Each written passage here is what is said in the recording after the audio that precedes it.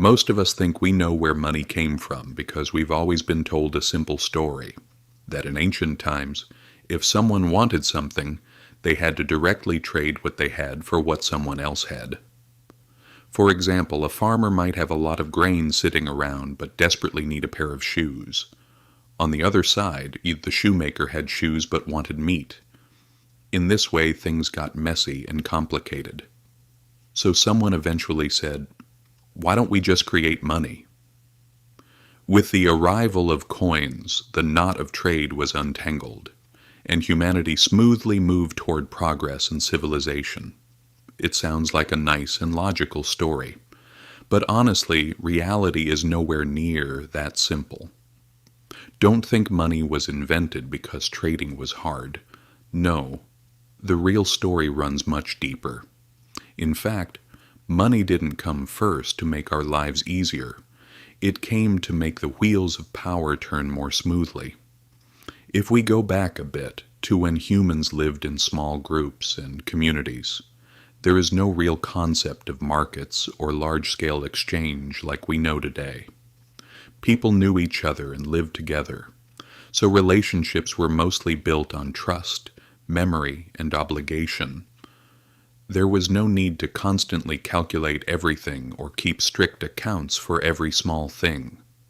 If someone helped another person, it wasn't expected to be repaid immediately. It was more like a shared understanding of, "I remember what you did for me." But as societies grew bigger, everything changed. Cities formed, strangers appeared, and suddenly the old trust network wasn't enough anymore. In that crowd, you simply couldn't know everyone or remember everything. A serious problem emerged. Trust was no longer scalable. And then some fundamental questions came up. How do you collect taxes from someone you may never see again? How do you pay a large army made up of strangers? How do you move value across a vast territory? That's exactly where money entered the game. Money became a tool for carrying value, something that could be easily moved, divided, counted, and trusted without personal relationships. That's why metals like copper, silver, and bronze were used. Not because they were shiny, but because they didn't decay, were portable, could be precisely divided, and were scarce enough to hold value. But the important point is that this shift was driven more by governments and states than by markets or ordinary people. Early states needed a standardized tool to run armies, collect taxes, and control territories. Money perfectly solved that need. When taxes started being collected in metal or coins, people were gradually pushed into markets, because to pay taxes they needed something that could be converted into money. In this way, economies slowly expanded, so markets didn't emerge as purely natural and spontaneous systems. A big part of them was the result of taxation pressure and political power. With the arrival of coins, something interesting happened. Trust separated from human relationships and moved toward state authority. In other words, I didn't need to trust you anymore. I just needed to trust the authority that minted the coin. In places like Lydia, Greece, and later ancient Rome, coins became a direct tool of political power. They were stamped with the faces of kings, gods, or symbols of authority. This meant that every time money changed hands, it was also in a way a quiet confirmation of that ruler's power. Once states realized that controlling money meant controlling a large part of power itself, temptation began. If you can increase or decrease the amount of money or change its quality, you are essentially influencing the entire economy. That's why some governments started manipulating and debasing currency, reducing the precious metal content of coins or minting more coins without real backing. The result? The infamous monster called inflation. Prices skyrocketed, public trust in money collapsed, and waves of dissatisfaction spread everywhere. But here's the interesting part. Despite all these manipulations and inflations, the monetary system didn't collapse. Why? Because people had no real alternative. Money was simply too useful and essential. Even with all the abuse and distortion, everyone still had to use it to keep life going.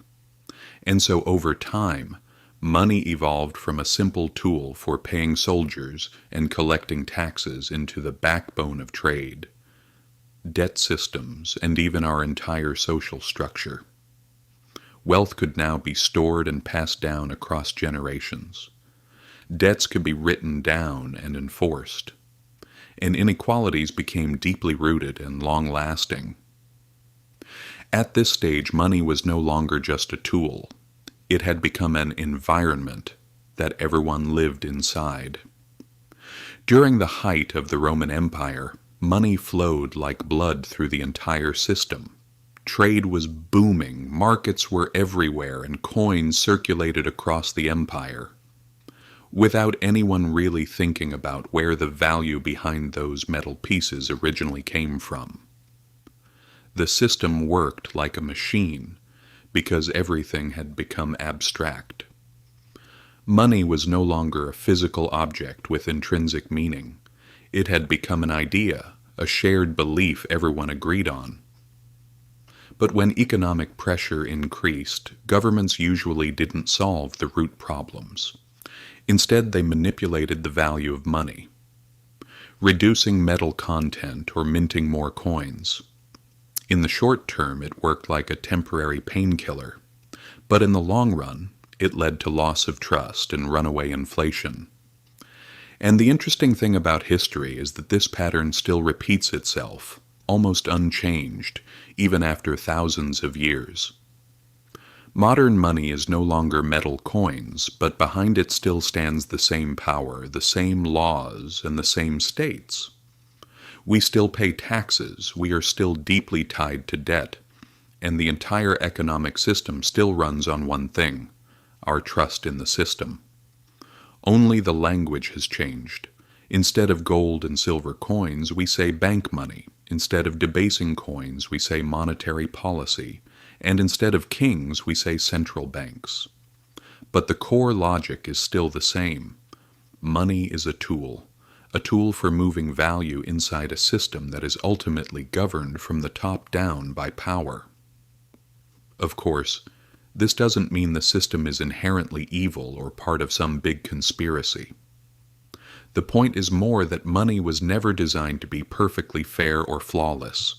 It was designed to work at massive scale, and it's exactly why inflation, heavy debt, or financial crises are not random accidents.